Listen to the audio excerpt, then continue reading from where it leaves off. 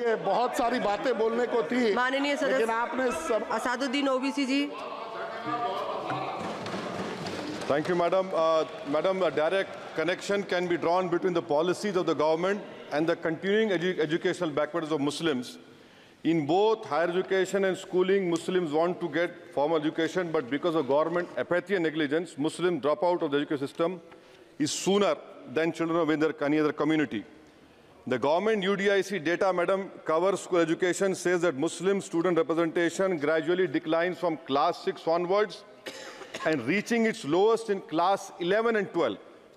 Enrollment percentage of Muslims dropped from 14.42% upper primary, class 6A, to 10.76% higher education, class 11 and 12. Only 76.37% of Muslim students continue after elementary education as compared to the national average of 81.26.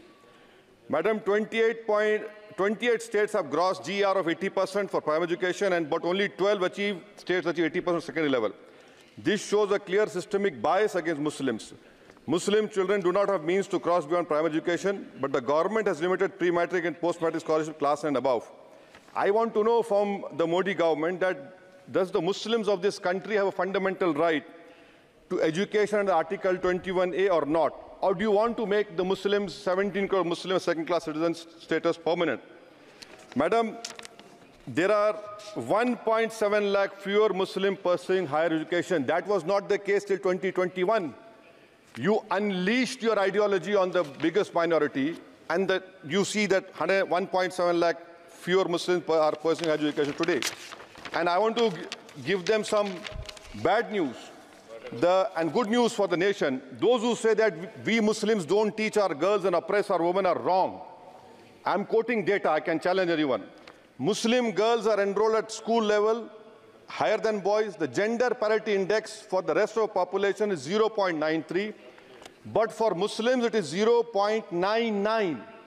The sad fact is that these girls and boys are not prevented from educating themselves because of some evil Muslim men, in inverted commas, but because of crushing poverty and absence of government support.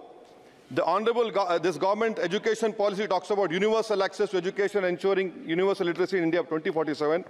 But how can you achieve, sir, if 14% of the population is dropping out of education at primary level?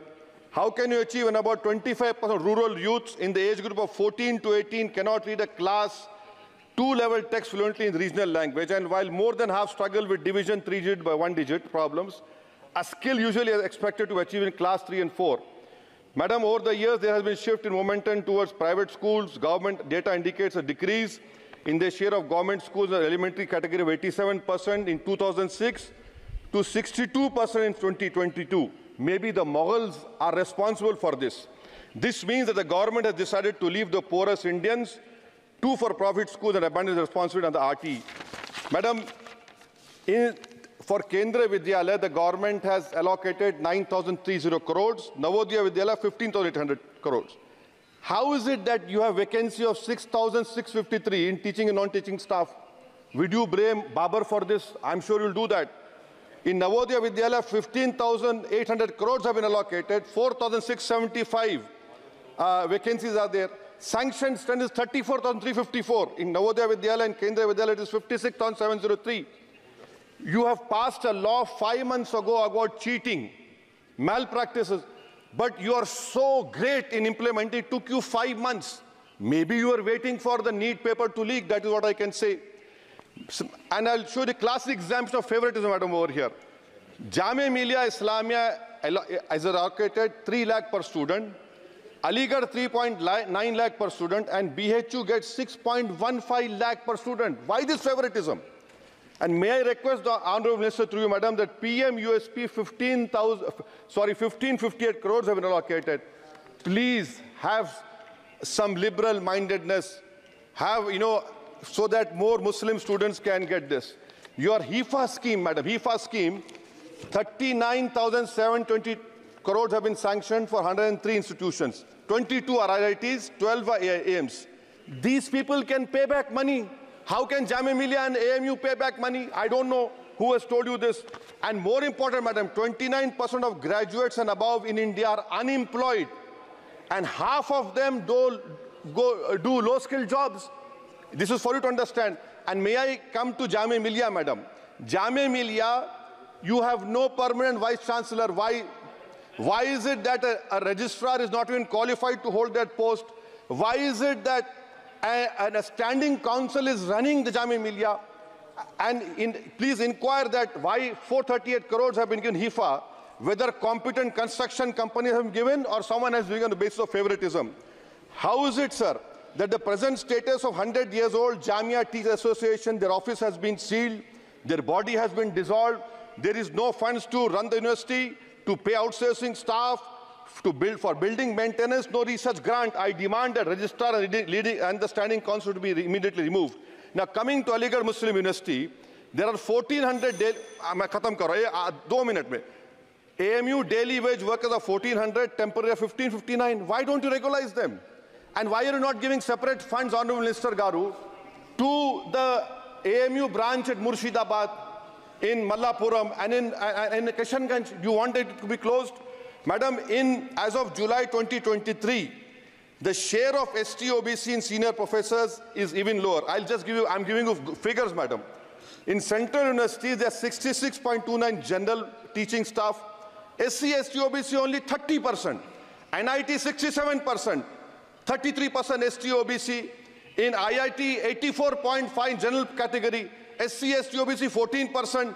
IIM 86.83%. And in general 11%. Who's responsible, sir? You are running the government 10 years. You are running the 10 years. And lastly, madam. Manani, sir, this complete. Lastly, NCRT has been given 500 crores. May I dare to say that this government has been distracted with fudging textbooks, teaching propaganda to children. You want me to sit down? You want to sit on record? आप बोलेंगे? जवाब नहीं दे पाओगे, बैठो खामोश तुम. NCRT has removed the reference to Babri Masjid 2002 rights. Why should people not learn from mistakes of past? Should our children not learn of Gujarat program, massacre of minority Muslims? Those who ignore history mistakes are bound to repeat them. It has made up history argued Indians don't have migrant DNA. Madam, 1 minute, khatam karo. The truth is DNA shows that there are 4 ways of migration in India. Africa, Iran, Southeast Asia, and Astral pasture of the Aryans. There is scientific consensus on this. May I request the Honourable Minister to you, why do you want to hide the killers of Mahatma Gandhi? Do you want to make Godse a freedom fighter? Let the children know who's a Deshbhakt and why are you trying to protect your organization, ideology organization? Madam, in end, I would appeal to the government to fix your priorities. You need to construct more government schools, improve quality of schooling. You need to make active efforts to reduce dropout rate of Muslims. You have a job cut out for you. Do not waste your time.